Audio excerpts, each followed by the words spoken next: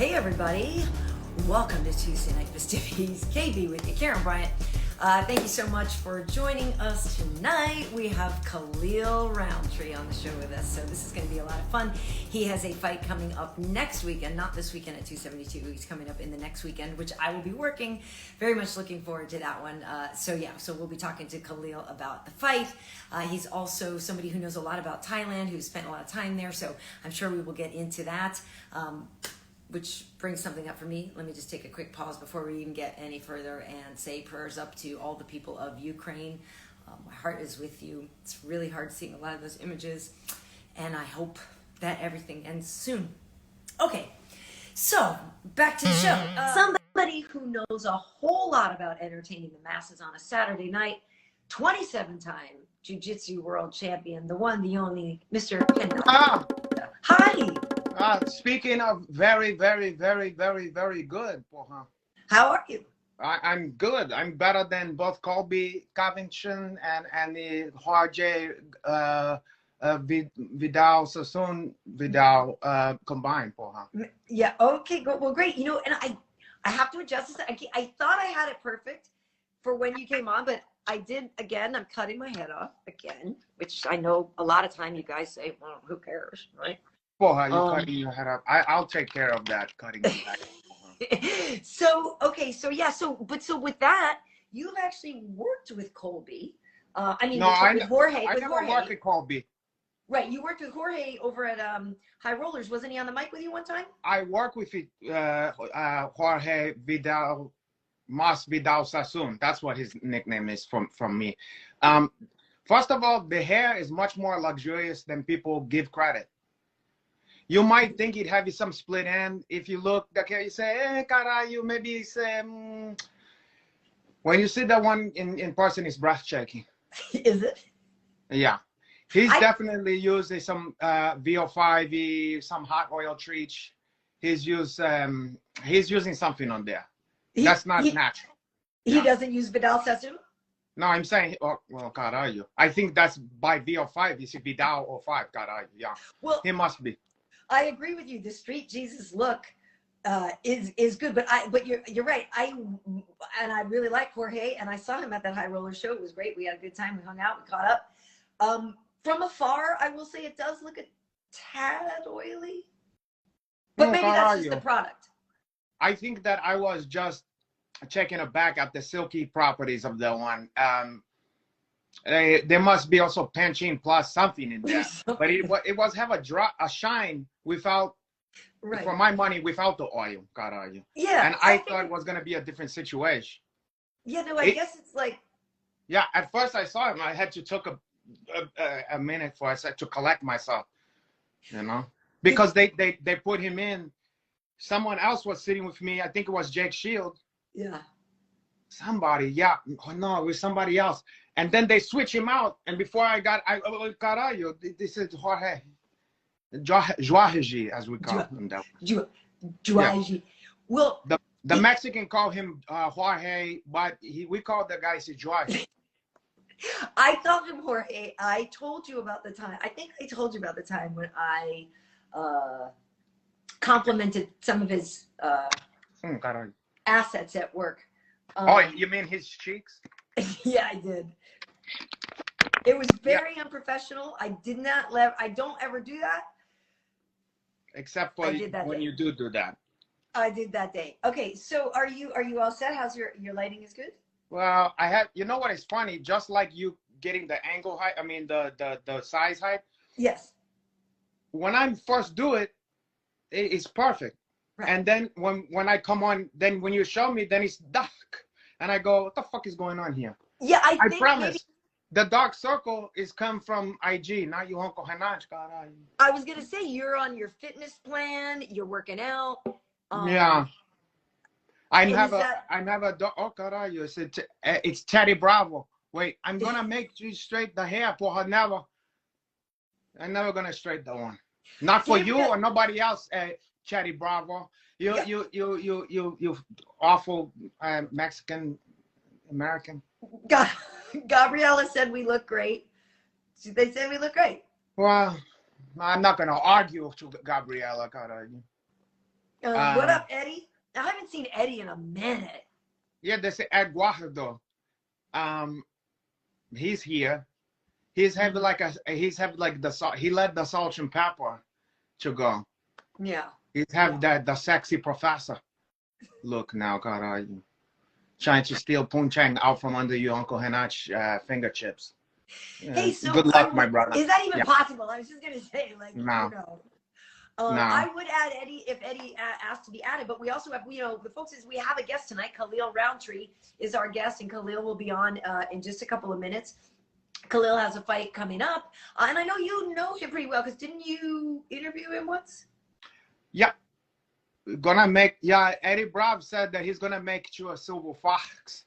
I'll be the judge of that. You're a silver skunk, huh? You're a Mexican skunk. But anyway, enough about Eddie Bravino. We was talking about Kahlil. I almost said Khalil Gibran.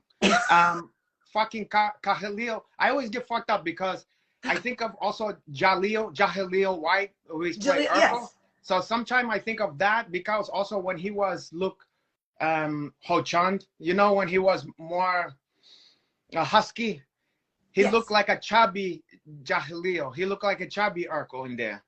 So you think Jaleel White, but then you fuck up because his name is also Rountree, which then he remind me of Shaft, which Richard Rountree. Exactly. So my fucking brain is locked up when I hear that one. Yeah, I feel you. It's fun. I got new neighbors or something below me, and they are playing really loud music. So like my floor is vibrating right now. Like, I don't know if you can hear that. The scourge of my life. I look at your place of home as to be your sanctuary. I can't go outside and expect people to be quiet. I can't go to wherever the fuck in a public space. People gonna be loud on their phone. They're gonna be playing music at their car, whatever the fuck. But when I get to my home, I want peace. It's the only place I can have peace. These fucking people at the door they have a doggy. And you know me, I love a doggy. You love dogs. But they let the one to barking. It's like and you can tell it's the one only for security purpose. It's like a big fucking German Shepherd. And it's like, it's just out there up to his own device. And he's barking nonstop, maybe 4 in the morning, maybe 8 in the morning, maybe 12 midnight, and last night I fucking lost it and I went over and I hate this, but I was, livid and I'm yelling at a fucking grown man. And then when I go home, I feel like my heart is beating. And then the guy was trying to be nice, but I was kind of like a fuck you attitude. You know what I'm saying? He was like, I don't know what I'm like, yeah, fucking fix it for her. You know what I mean? I just had enough.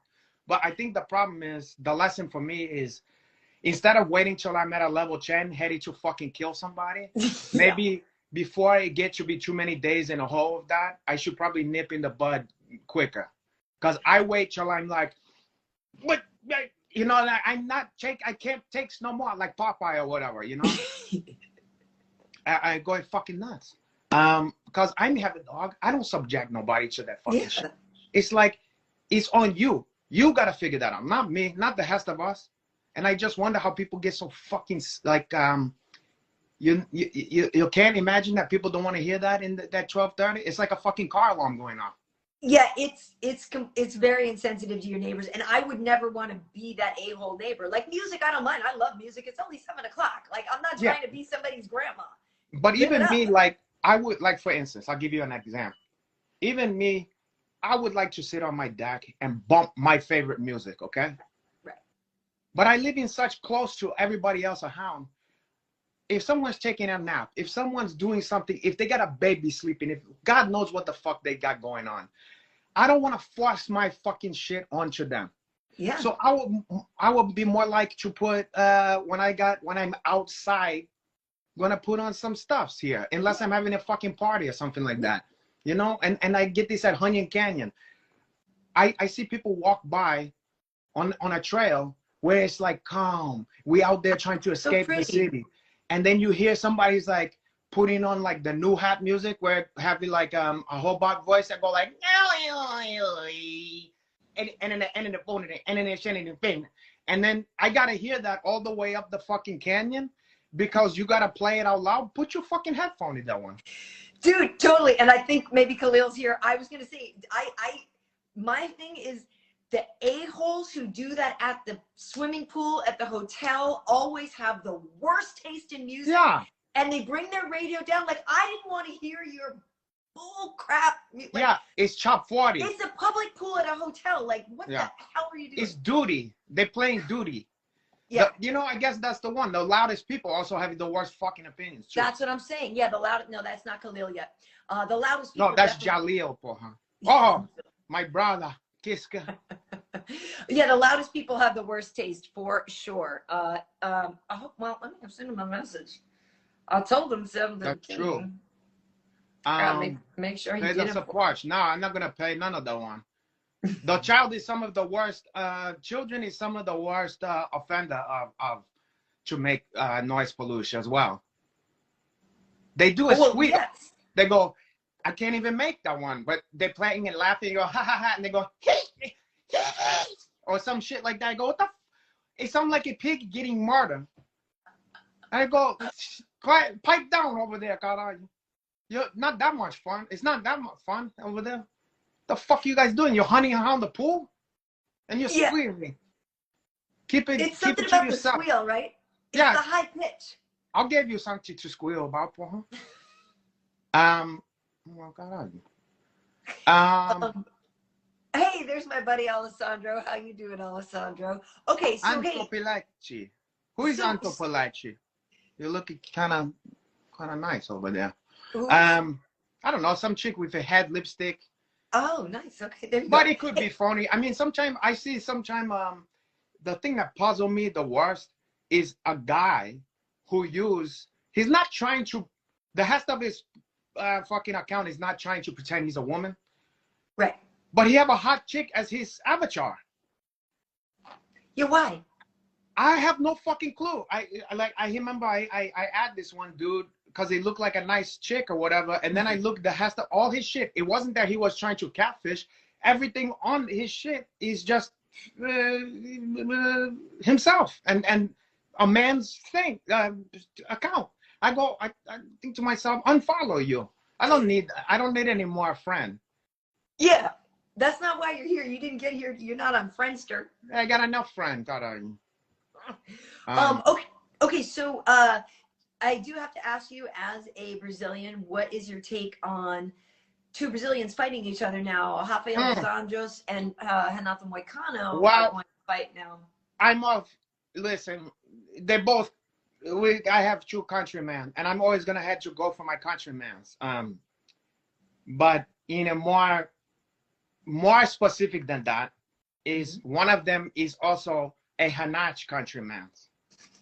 So I have the Hanach connection with that guy.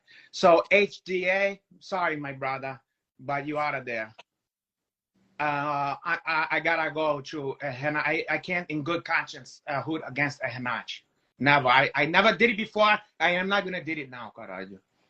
Yeah, that's kind of what I expected here from you. Yeah. But I also did think that perhaps you and Rafael dos Anjos were friends because he is based out here in LA. You know, he was anyway. I think they moved to Florida. But they say. But I didn't know maybe you guys had trained together or something. Familiarity feed contempt. True. And sometimes too many chefs in the soup. No, I have no problem with HDA, but this time I'm sorry, my brother. Okay. All right. Well, that makes sense. But I'm not sure if I read that they said they were actually going to do a 5-round fight, even though it's the co-main. Oh wait. Oh, he said give me a call. No, hold on. Wait, hold on. Let me tell. The more the better. Join my IG live. Yeah, I guess I didn't make it clear to him. That's on me. To Kahlil. So yeah. So say we're live. Just send a request. Yeah, that's on me. Bad producer. I thought I told him. Okay, maybe this. Oh God, are you? Oh yeah, somebody just brought it. Your mom is deep state, Eddie Bravo. Karl, are you? Wait, what the fuck I was talking? Dude. Well, we're talking about I Hanatos. need deep full guard, huh? Wait, what happened? Well, we were talking about the Hanato connection. Yes, but another stuff. Somebody brought up something. Oh, somebody said that somebody said Islam Makhachev Chev was possibly talking about fighting instead, you know, but we got Henach Moicano instead. We get Renato Moicano. Yeah, it's fine. It's too casca grossa. It's true. The thing I like about this fight is it's too mean Brazilian fighting each other, you know? Yeah. It's two guys, these both junkyard dog, you know? Yeah. Nobody gonna give an inch for him. You know? I'm excited. Yeah, and so it's going to be at a catch weight. You know, RDA was moving back down in weight, but now it's a catch weight. But yeah, it should be great. But our guest is with us now, ladies and gentlemen. He is a UFC light heavyweight. He has got a fight coming up next weekend at UFC Vegas 50. Khalil Rountree. Oh, God, guys. There he is. Oh. Oh, look at you. You look like you just put some palm oil on there, the cheek. No, it's my skincare routine. Wow, God. Okay, well, do tell. What is it? Lately I've been using, you know, Pharrell Williams. He has a Human Race skincare. I use that daily, and it's magic. Wow. How much that one cost? A lot of money? It was a gift, but I don't think it's too expensive, and it's definitely worth it. Like, I mean, Renato, look at that, man. Look at that. God, I can't lie. You're shining. You look great. We're seeing you shine. A lot of people don't want to see you shine. I know, right? But look at that. The cheese, everything here. Yeah. You look so good. Well, because we were busting. I was working with Kamaru and Rashad this weekend, and right before we go on the air, I'm always busting them because we're like, you look like you've been punching a bag of flour. You know, like. Wait, which one like to be ashy like that? Kamaru is a little, you know, Rashad's got the tinctures and the stuff. True. But they both, but the champ can get a little ashy. Oh, God, are you? Well, he's in the trenches, God, are you know? Yeah. He's in the trench. You know, when you hitchhire, you have time to put. Well, no, I shouldn't say that. This guy is in Thailand. This guy have the system beat. He know not to stay in like fucking Milwaukee or something like that. He stay in Thailand, and then he fight when he needs to, but then he's out there in Thailand, enjoying, availing himself of the natural beauty.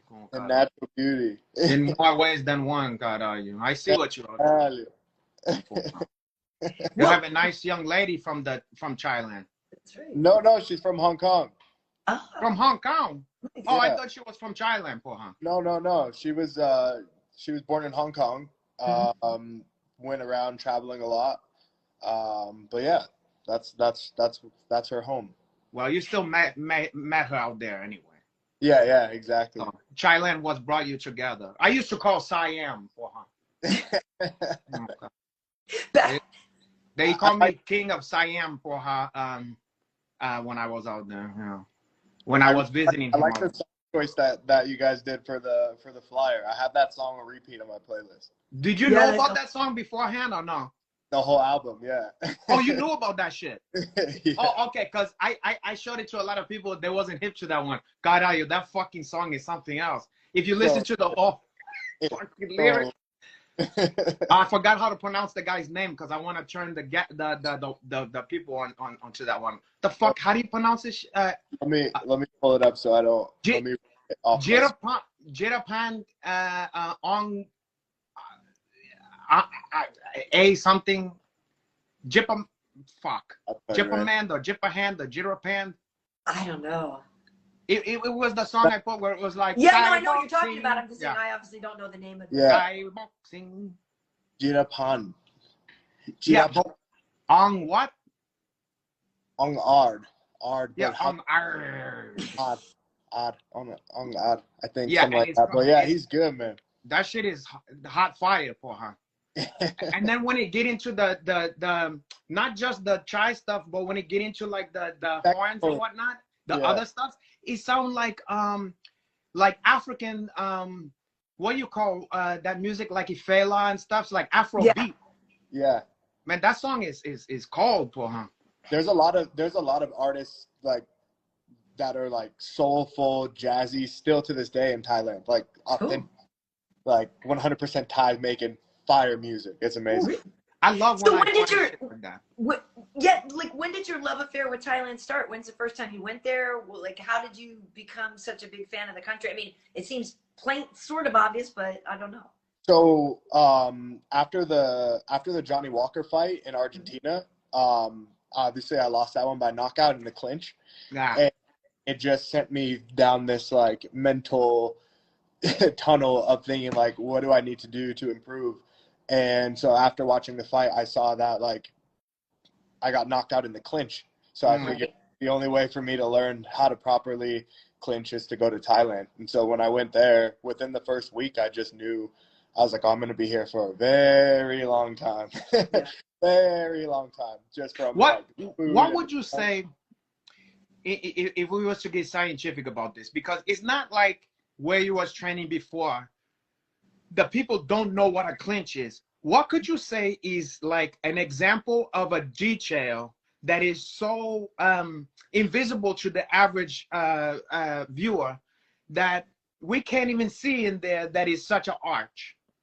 I think from the outside looking in, like say when you watch like an MMA fight or UFC and you see a guy in the clinch and it looks like he just has the hands behind the head, right? And you're just kind of pulling the head down. A lot of people do see it that way and a lot of people teach it that way. But after going to Thailand and seeing that like the clinch itself is another, it's like a whole nother sport. Like you got Muay Thai, you got your strike, but in the clinch it's like it's dominance, right? Like how can you completely control a person from not only the waist up but like almost like the shoulders up, right? So it's a lot of neck fighting, hand fighting, pushing, off balance, sweeping. So being able to really like, it's almost like stand up wrestling, right? Yeah, like a Greco-Roman in a way, but just dealing with so like like the neck. And the, you can body lock, like in Muay Thai, you can go for body locks, but you can't like use the legs to take someone down, right? You just kind of pull the lower back, yeah? You can pull the lower back, you can sweep, you know, like you can Right. you can almost kind of like pick them up and use your leg to like sweep and dump them. But so it's a different type of wrestling in a way, you know what I mean? What I want to ask you is, can I just get one detail that was like one of those one, you know, because I see this in jiu-jitsu all the time throughout my whole jiu-jitsu career, where even way into it, you learn something stupid and you go, come on, you know, like something so fucking effective, but you're like, I didn't know. You know what I'm saying? Yeah. What was something that you learned in Thailand where it was like, oh, come on, my brother, that's all I needed to do here? I mean, if you can think of one fucking thing. You know what? I think it has to do with kicks, right? Just how to throw a proper roundhouse kick without leaning back, without doing, you know, like just how to throw an on balance, proper roundhouse kick. When I started to train that and start to like learn how to do it the proper way, it was kind of that wake up moment for me. Like, wow, what was I thinking before? Like, I think I was just trying to throw my leg instead of actually applying, you know, different mechanics to like, how is this kick going to land the right way? You know? It might sound like a stupid, someone said the Rountree house kick. Yeah, exactly. It might sound stupid, but what is better about throwing it the height way than the Hong way? If you can tell me this. I know it sounds stupid, but it's for my own. What is it about? Where you don't put your head in danger, or is it about how you hit cover once you've thrown it? Right. Defensively, what? So one thing that translates, you know, to both Muay Thai and MMA is if you throw a kick the wrong way, it can get caught. Like someone can catch it and sweep you, or in MMA they catch you, take you down, right? So knowing how to throw it with full force, but also bring it back with full force and on balance. That's the whole benefit of throwing the kick the right way. You know what I mean? Because you can be, I fought Ion Kutalaba, right? I went to throw a left kick and I threw it with everything I had with no intention of bringing it back. Right. And caught it.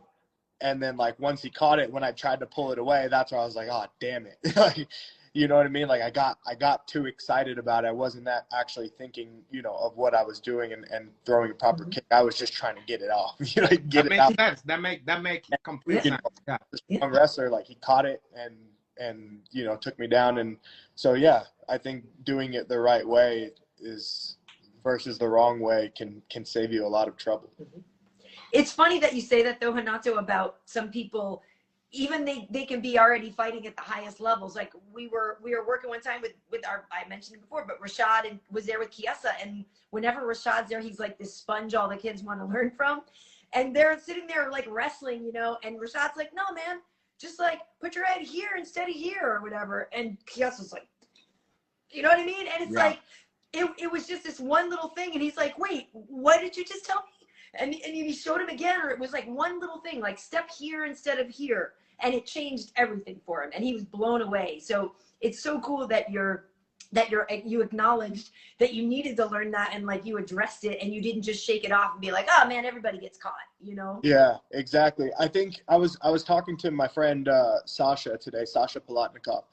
And we were speaking just about fighting, and something that came up for me, I was saying, like, I think a lot of people lose sight of the arts in martial arts, right? So, like, actually creating a style or doing a technique a specific way to get the result you want, right? So, like, if you're an art student and you're studying art and you want to know how did Picasso get the fade on that, or like how did he balance the contrast to really make Picasso used to cut hair too? No.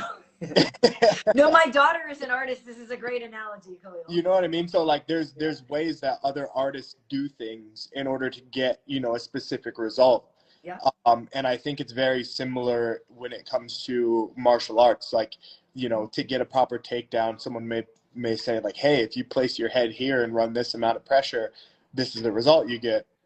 And so really just like, I think that's one thing that that I've been grateful for, just like how my mind works, is I always try to find some type of way to keep it artistic, right? And like, and apply different, you know, methods and techniques to produce the right result. Nice. I like it. Well, so you have a fight coming up next weekend, Karl Roberson, right? Yeah. So what do you make of that matchup? Because he's a kickboxer. He's got long arms, you know, sizable dude. You probably have a power advantage on him, but you know, what do you make of the matchup?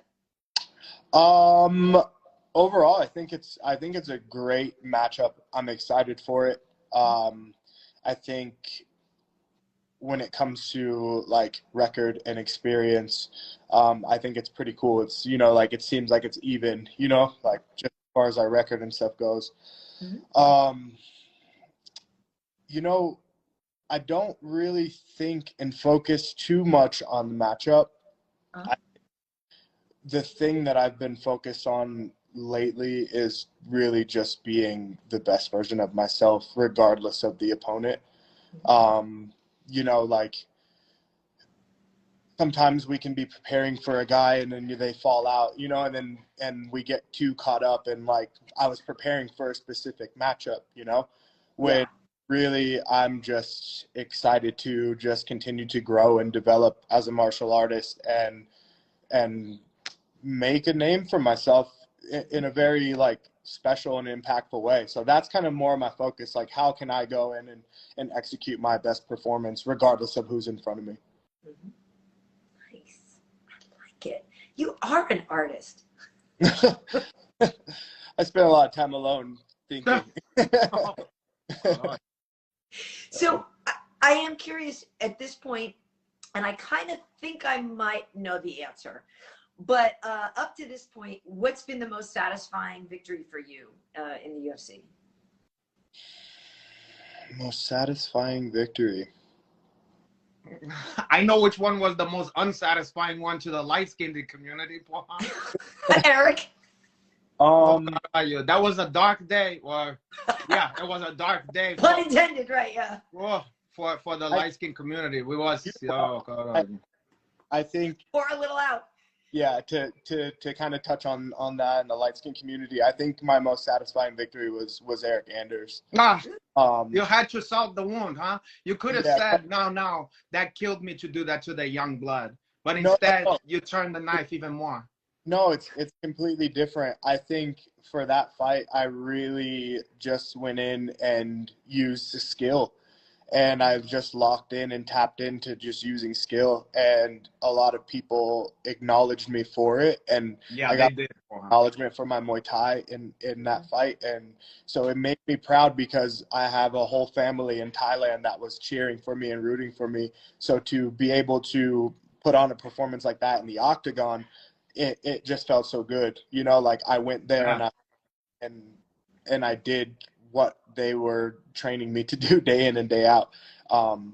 And yeah, I think it was the most satisfying, especially because of like the amount of recognition that I got for it. And like that, it just felt good to see that so many people were entertained and to get like, you know, X amount of knockdowns and leg kicks. It was just, there was a lot of good to come out of that fight. And I'll tell you what, one of the things that was so exciting for me in your career was beating Gokhan Saki. That's the one I was going to say. You was literally thrown in there to be, you know, the bait dog or whatever for this fucking guy. Nobody gave you a chance. Nobody.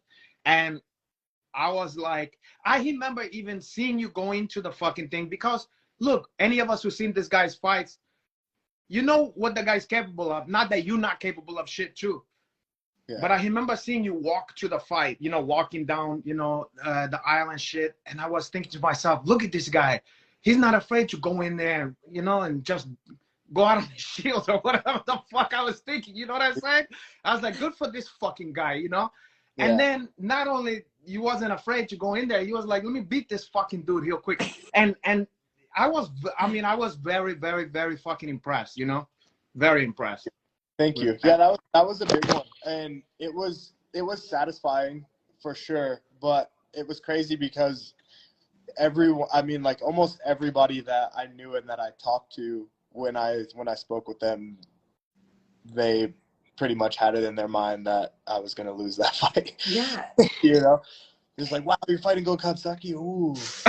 Yeah, it's that emoji to like, you know? Ooh, good luck, Oha. Yeah, so, well, it's not. Hey, you get paid though, right? Nice. Yeah. Hey, well, you know, all right.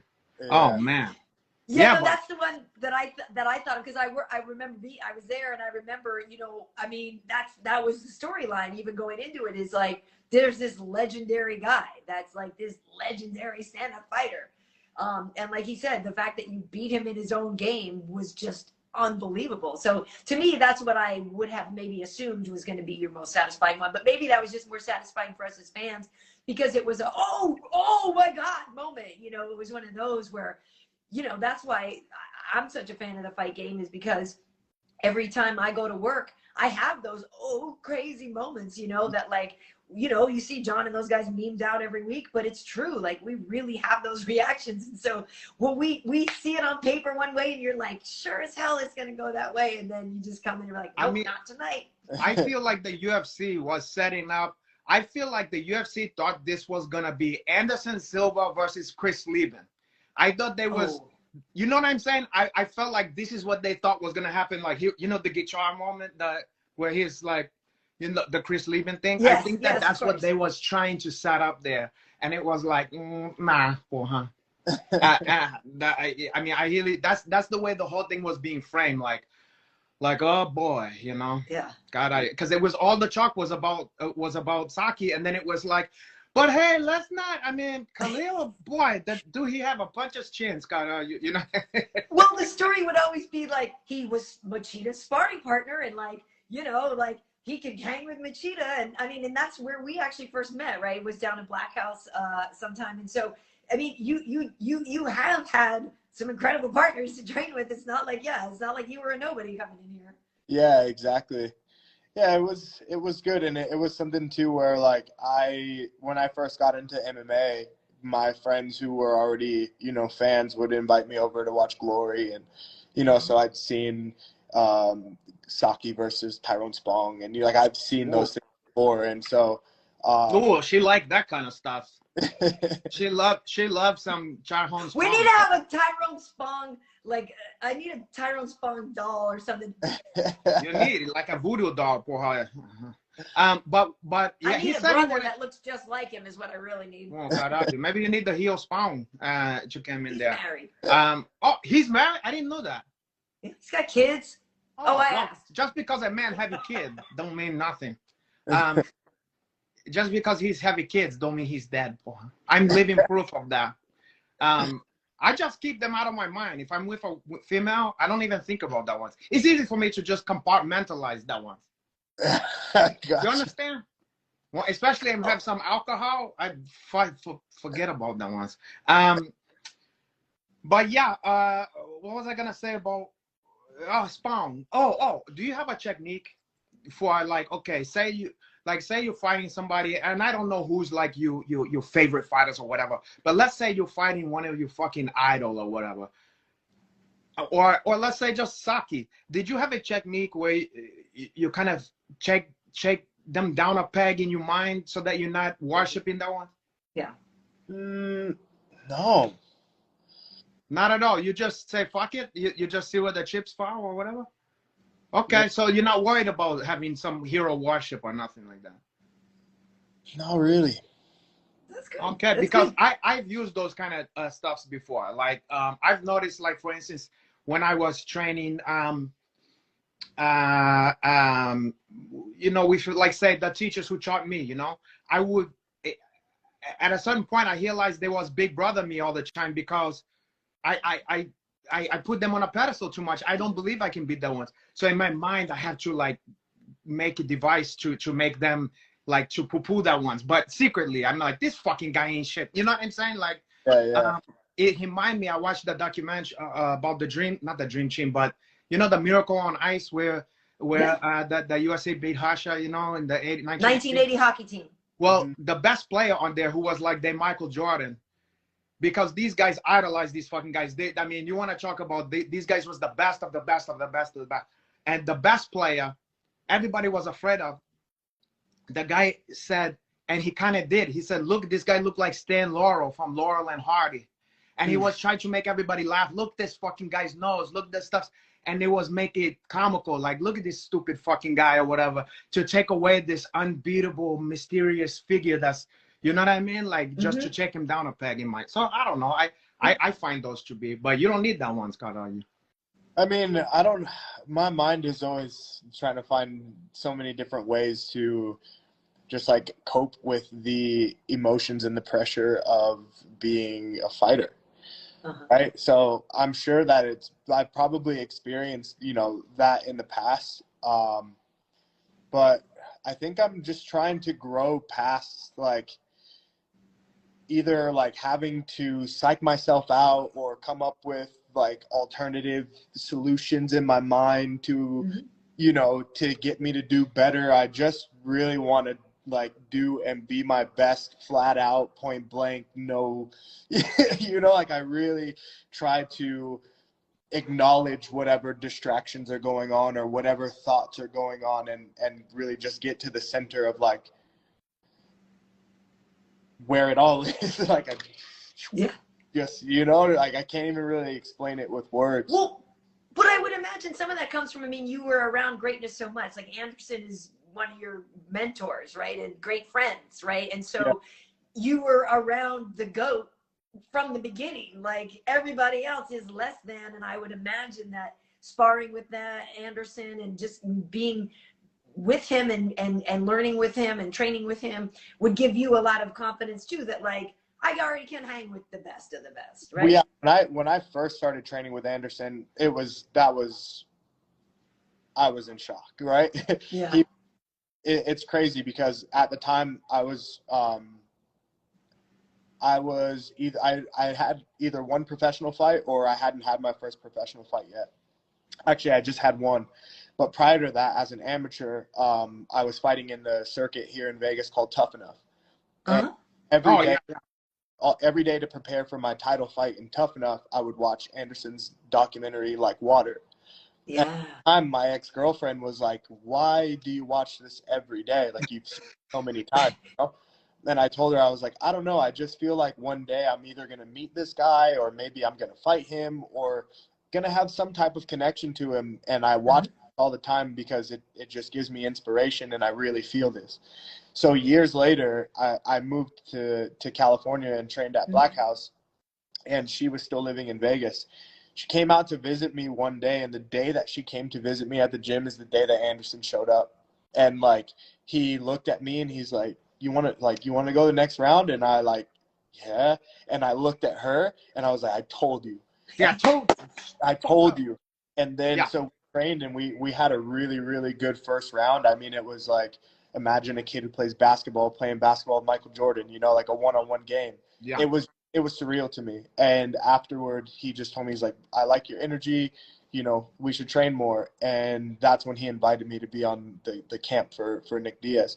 So I had that feeling in the beginning of like, oh my God, like my idols. But I never really wanted to defeat him or to be better than him. I just wanted to absorb everything that he knew, you know?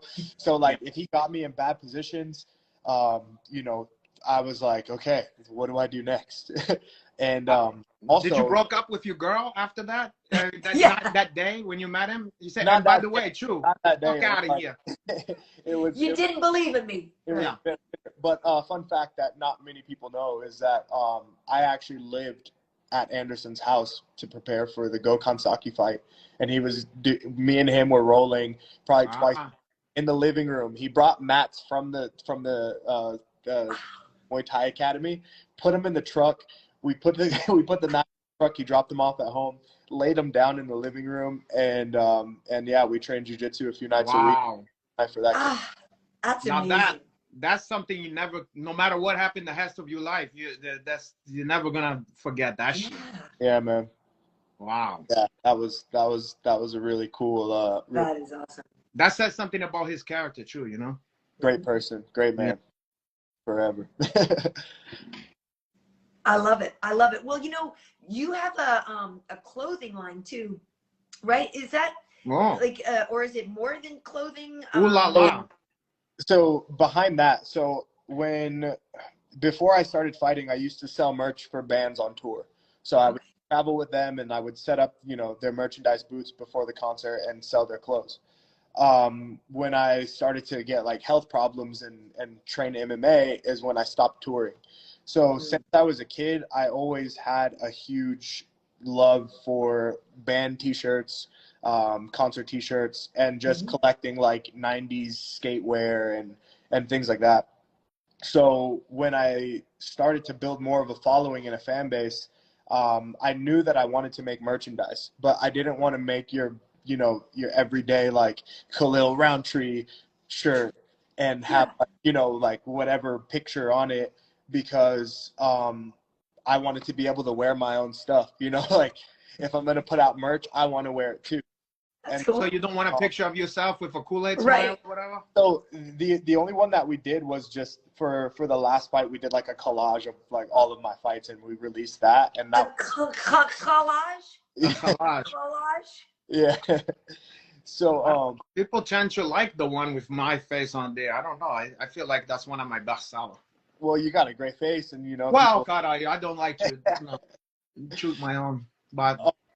So yeah, so with that, when I was in Thailand, there was like a group of Thais that ended up calling me SupaChamp because I was like the biggest guy and I fought Muay Thai. So I kind of like had fun with that, and I started making SupaChamp t-shirts in Thailand because it's so fun to make clothes there, because you can walk the market, you can, it just, the fabric shopping and everything was really fun. So that's kind of why I went with the name. But cool.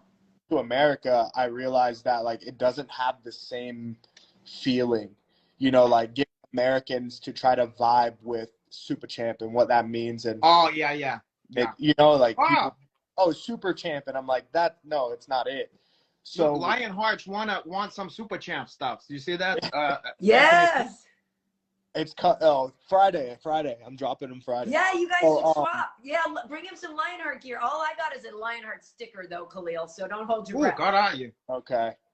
He gave me only the refrigerator magnet, so don't feel bad, Poha. That have his face on there. God are you? Somebody said Anthony Smithy long penis. What that means? Is that a code for something? Who knows, man? Exactly. Kahlil, do you have a long penis? No, I'm kidding. Come on, Renato. No, we don't ask those kind of hardball questions. Wait, what was the fuck I was gonna say? Oh yeah, where's my fucking gear? You didn't send me shit for her. Okay.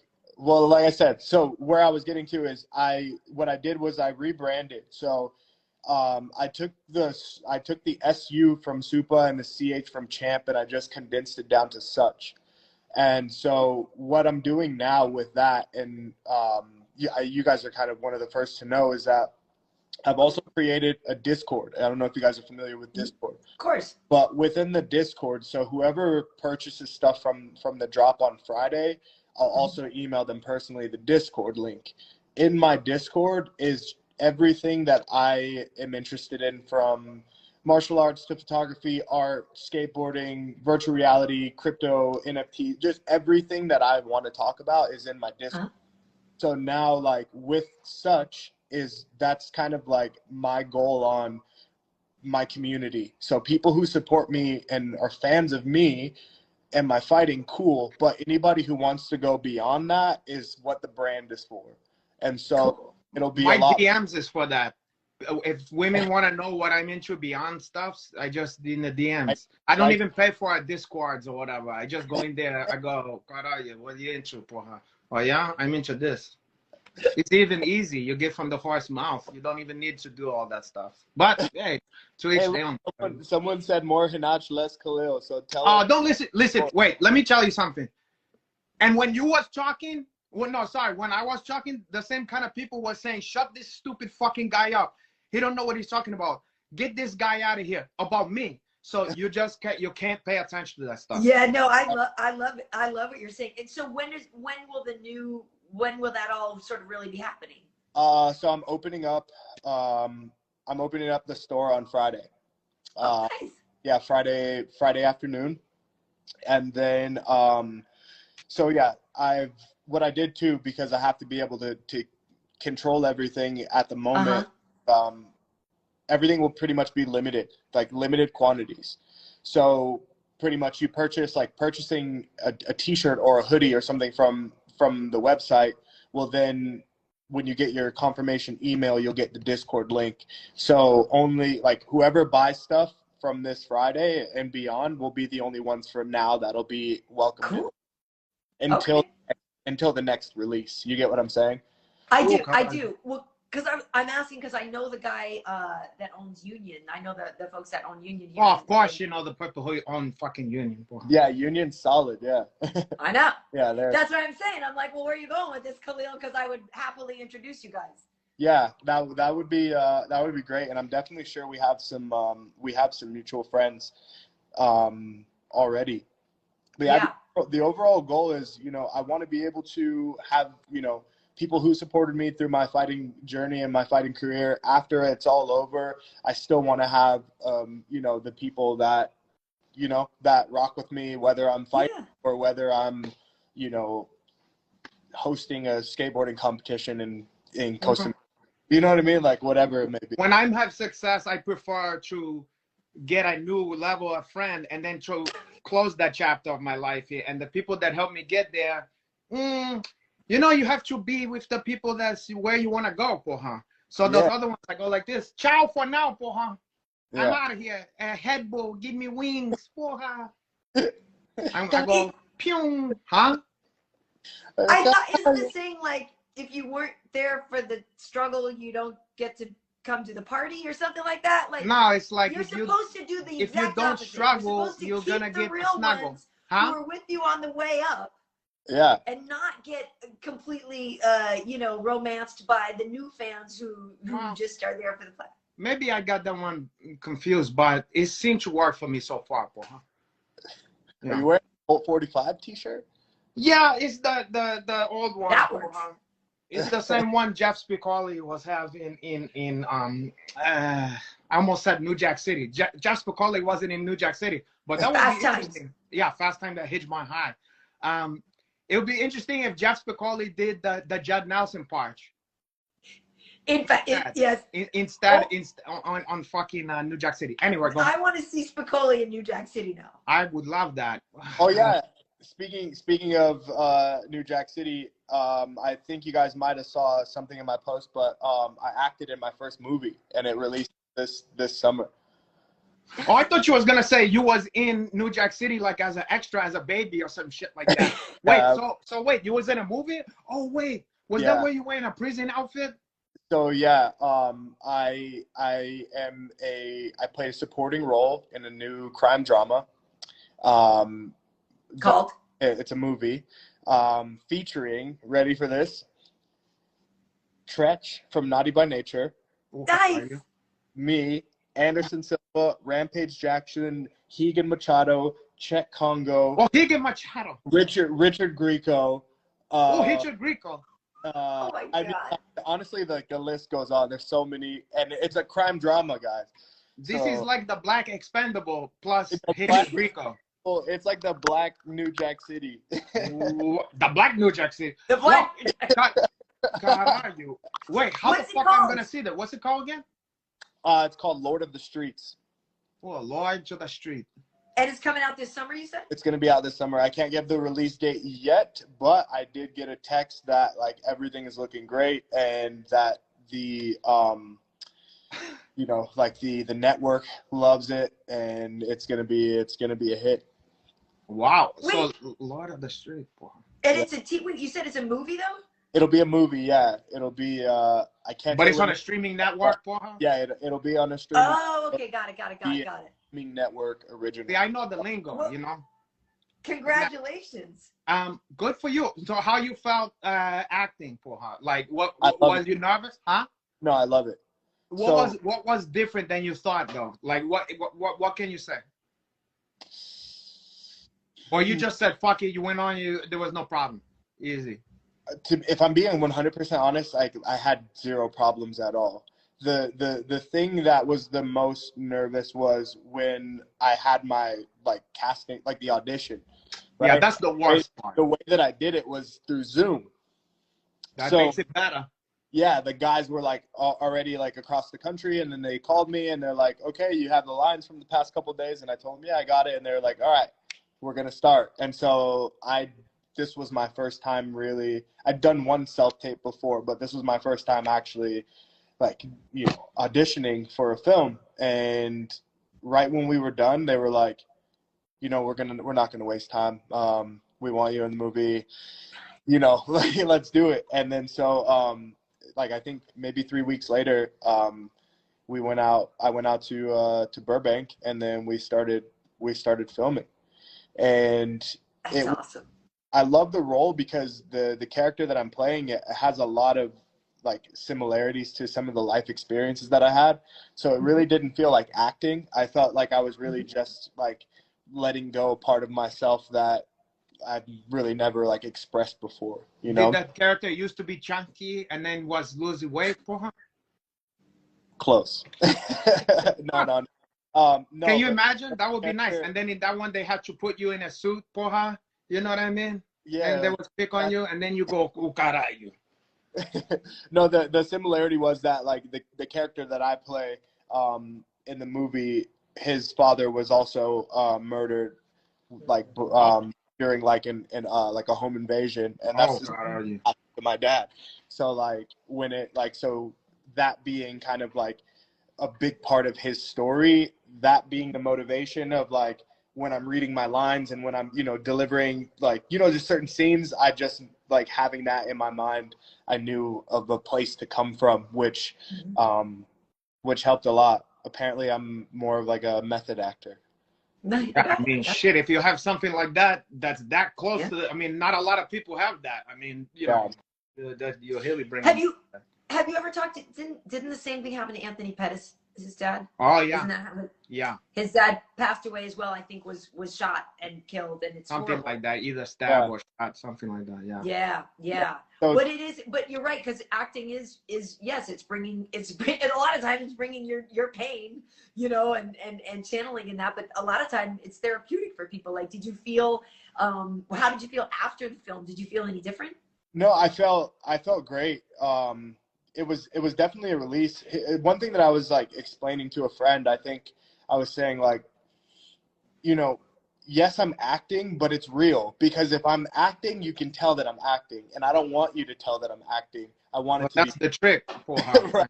So I'm like, essentially, it's literally just like I'm being real on camera, but there's a storyline that I'm following, and there's a script that I'm following, but the emotions, I did everything I could to make sure that they were 100% real, so that when people watch it, it's not like, oh, this guy's trying acting. It's more of like, oh my God, like we never thought that we'd see this guy that way, something like that. Mm-hmm. So I had I had that in the back of my mind. And well, next I'm gonna put you on a screwball comedy for her. Yeah, I don't. Instead. Can't be funny, man. Yeah, you'd be surprised. You'd be surprised, my brother. And I think you would be all right, but I feel like with you, maybe it would be. I'd love to see you do some physical comedy too, Khalil. Yeah, I think I definitely want to do more movies. So whatever comes my way, I'll give it a shot, and let's see. Yeah. Yeah. Nice. I'm excited about that, and what's cool is that I don't know how much longer you want to fight. I don't know how many more fights you have on your contract and stuff, but it is cool to know that you are, lining up a lot of creative options after that. But yeah, how long do you want to fight? Well, I used to think until I was 35. I just turned 32 last weekend. Mm-hmm. And now that I'm at that like 32 zone, I think it could be safe for me to be done by 35 and actually have given my best run, but if my body and mind, are able to hold up past that, then I'm definitely willing to, to stay around longer. But I don't want to be. I'm using this time to also like explore what else can I do, because I'm only in my 30s and I don't want to put all my eggs in one basket of fighting, and then here I'm 40 years old and all I've known for the past 20 years is fighting. I'm really trying to see like, I'm still young. I still have a full life to live ahead of me. Same. Same. You know what I mean? Like, it doesn't have to be fighting. So it can be, and I enjoy it, but I wanted to see like what else is there for me to do. When I'm 32, I might think about having this whole podcast thing up and just, I think about just, shutting this down, when I'm hitched 32. But you're already there. When will that be, Renato? Oh God, I try not to think about that. A gentleman don't tell his true age, God. I know, but when is your birthday? Touche, Karyn Bryant, touche. You're gonna pay for that one. You're gonna pay dearly to that one.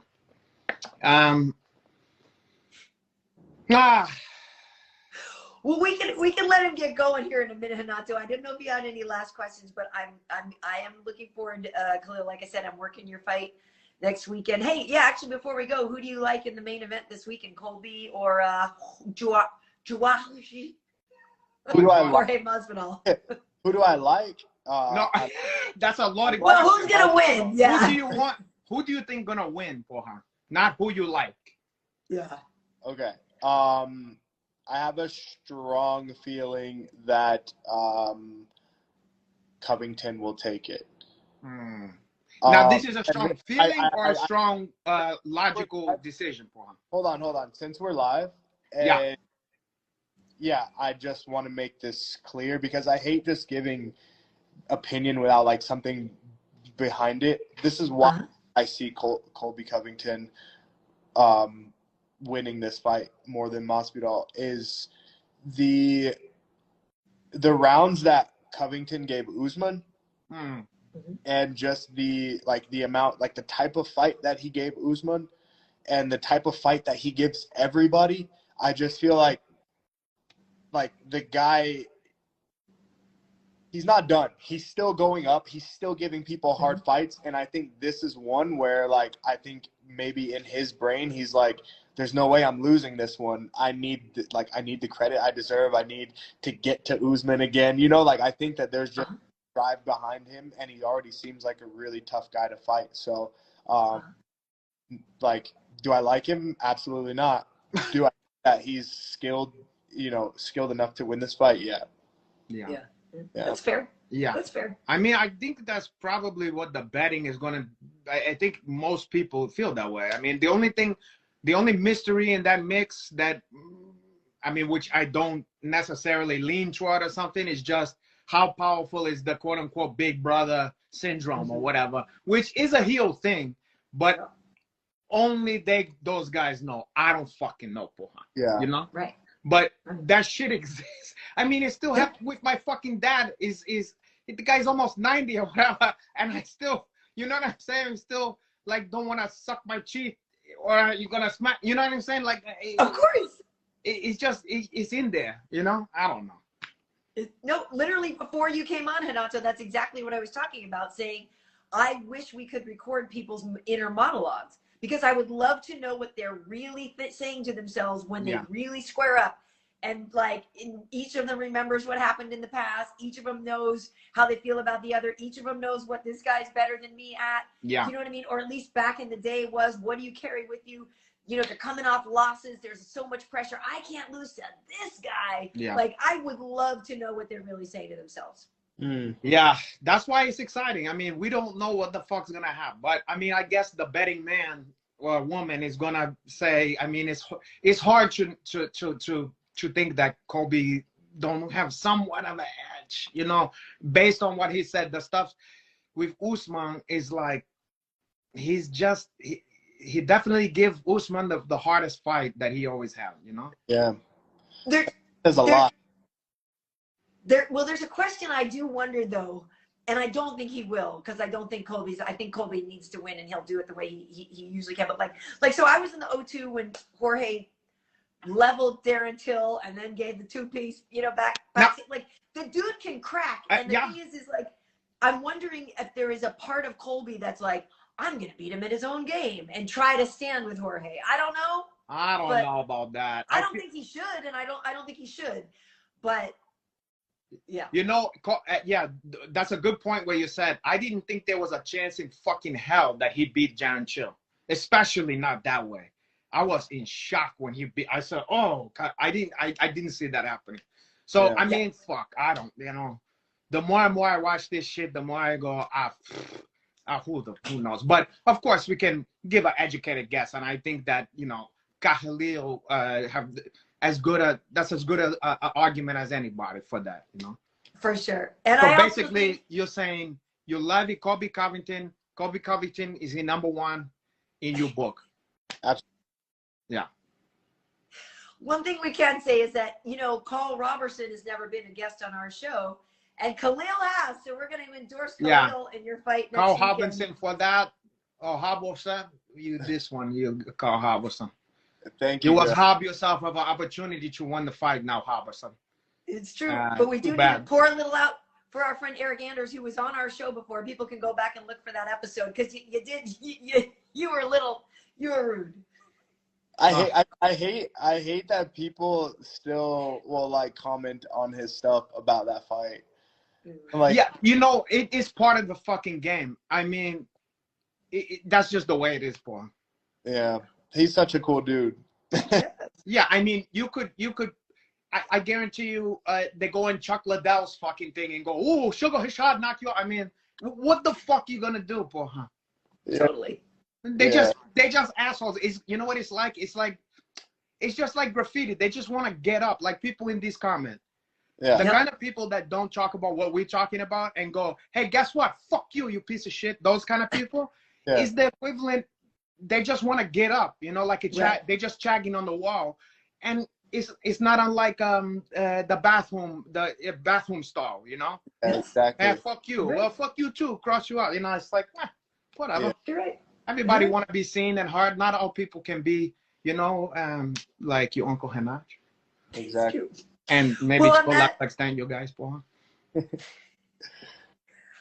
Khalil, we'll let you go, but thank you so much for joining us, and best of luck with Such. Do we call it Such, or do we call it Such, or what is it? You can call it SupaChamp still. You can call it Such. Okay. I'm gonna call SupaChamp. That's for me. Yeah. Yeah, SupaChamp's fun to say. I like that. Be what it I is. say stick the SupaChamp. Sort of, logo so that people can have an alternate way of, saying it. Yeah, I'm gonna champion that one. Nice. The SupaChamp. I'll try to Very get nice. a package. Let's see what we have left over, and then if I got some spares, I'll get your guys' address. I'll get your guys' address anyway, and Nice. I'll get you with my stocks full. If you got Nice. some spares, that's really something else, huh? Hey man, look, He's- this is all coming You hear He's that after the cricket? regulars. out of my pocket. This is all coming out of my pocket. I'm not getting no money from nowhere else, bro. Listen, you put that into my pocket. It's like putting the wishing well for her. It's gonna come back to you tenfold. You gotta pay your tribute to me. You hear that fucking cricket? I do. Yes. You piece of shit! You brought the crickets from Thailand. The ones you eat, that ones like your popcorn on the street. Yeah, You- Dylan. Oh, I love it. I love it. I love it. Well, thank you so much for joining us, Khalil, and best to you. And yeah, just continued success. It's been a real treat watching you grow, and it's crazy. Yeah, I think I met you quite a while ago back at Black House or something, and yeah, it's just awesome to see you doing your thing. So thank you so much for joining us. Thank you. Thank you so much. All right. You're And welcome. I'll I'm see sorry you that in the Vegas. cricket left me in a bad taste in my mouth, Karayu. It's okay. I'm gonna find this fucking guy. I'm gonna smoke him out, poor huh? Eat them. I See you might later, at this Khalil. Thanks. the nerve. You hear how loud that means? He's Bye. so close. He's under my fucking nose, poor huh? Let him go. Okay. Okay. I can't hear it. This is unacceptable. Yeah. Well, yeah. Some people Okay, find hey, this listen. soothing. I don't find that one soothing. They can be, but they're not. Okay, listen. I should kick it in over here. No. We gotta get to the Hold on, after before party. we go, somebody just put a fucking good a point. You What? sabotage me putting this one because you're trying to. This is your viral campaign to promote your fucking precious cricket wireless, porra. Nice. Well, it's not gonna Only work. $19.99 a month. Yeah, it's not gonna work. I'm gonna kill this one. You think it's gonna be the next Geico, the Gecko, or what's the one, the General? Wireless. You think it's gonna be the General? I'm gonna stomp this one to death, porra. Well, no. The funny thing is I have crickets here in my house because Oh. I'm just starting the live thing. Because I don't have them right now, but it's because you met Cheaty before, my daughter's lizard, and so the lizard eats I'll put crickets. Chitty into here and to take care of this fucking lizard. Yeah, we need to send him over there. And this useless cat, they just walk by like nothing's happened. They're supposed to come to my aid on this fucking one. They are. I thought that's what cats were for. That was part of the thing that they were supposed to. Okay. All right. Well, listen, Renato, I'm gonna wrap it. Let's wrap it up here, and I'll get the after party started. We're Okay. gonna talk about the Arnold Classic over there. We're gonna talk some more about 272. We want to talk about some pop culture stuff because Aquaman is getting back together with his old girlfriend from the Oh, hospital poor Aquaman. and Bad and we can choice. definitely take some questions from you guys as well. So that's the after party. So there's a link for it in my stories, or just go to the Festivities profile here on Instagram. You can find a link for the after party on the festivities.com, or there's links for it in my stories and stuff. So we'll just see you there in like a couple seconds. Right? Oh, okay. This is Shiver Me Chamber. This is I gotta check out this one. Yeah, I'll see you. So you'll need what? We'll start over there in like 5 minutes. I gotta. Yeah, get I this pray to book. my God that I found this one, and I'm gonna suss this one out for her. Oh, you found it. No, I pray to my God that I found that one. In Yeah, China. you gotta find it. You Yeah, gotta because find otherwise I'm not gonna sit through this for her. it. Okay. Okay. I'll see you in a couple minutes. Thank you, everybody, for Ciao. joining us. This interview will also, I'll see you over there in a second. This interview will also be on on festivities.com and on YouTube/Karyn Bryant. I put this up there tomorrow, so if you missed any of it, you can definitely go back and see it. And of course, it lives on my Instagram as well. But yeah, I'm queuing up the after party, and we will see you over there in just a couple minutes. So thanks so much for joining us, and see you next time.